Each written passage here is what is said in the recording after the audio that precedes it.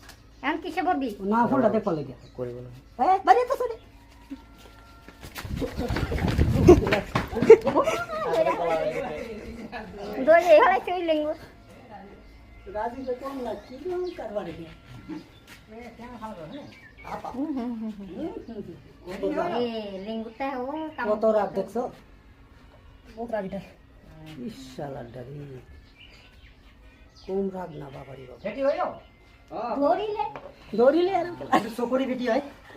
ইয়াৰ সাতটা বিষাক্ত সাপৰ ভিতৰত ইয়াকো ধৰা হয় চকৰি ভেটি, আৰু ইয়াৰ বিষ আপোনাৰ ঠিক 45 মিনিটলৈকে ভিতৰত আপুনি যদি এণ্টিভেনম লয় তেনেহ'লে আপুনি বাচিবলৈ মুস্কিল হ'ব পাৰে। ইয়াক আমি ৰেস্কিউ কৰিছোঁ। এতিয়া আমি নিৰাপদ স্থানত ইয়াত এৰি দিম।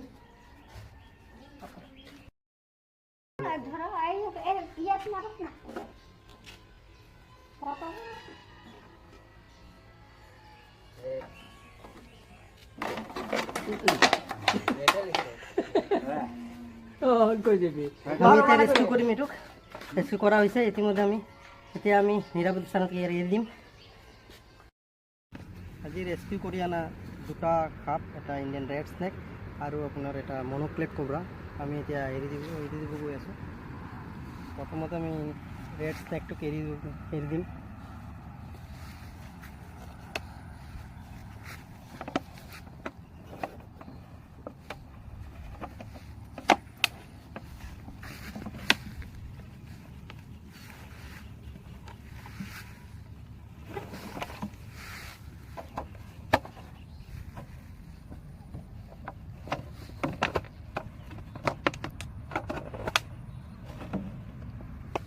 মনোক্লেট কোব্ৰাটো এৰি দিম। এইটো বহুত বিষাক্ত হয়।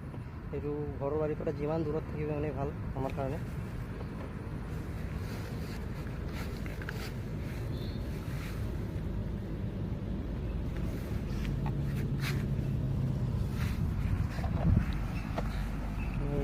ধন্যবাদ।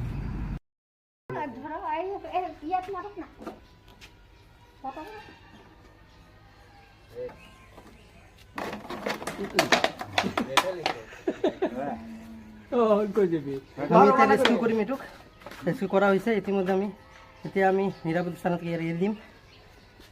আজি ৰেস্কিউ কৰি অনা দুটা সাপ, এটা ইণ্ডিয়ান ৰেড স্নেক আৰু আপোনাৰ এটা মনোক্লেট কোব্ৰা আমি এতিয়া এৰি দিব গৈ আছোঁ।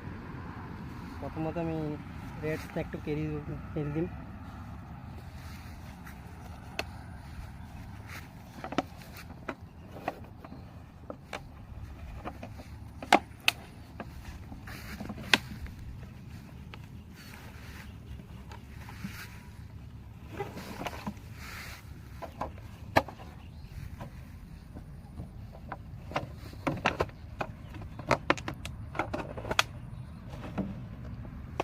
মনোক্লেট কোব্ৰাটো এৰি দিম। এইটো বহুত বিষাক্ত, এইটো ঘৰৰ বাৰীৰ পৰা যিমান দূৰত থাকিব মানে ভাল আমাৰ কাৰণে।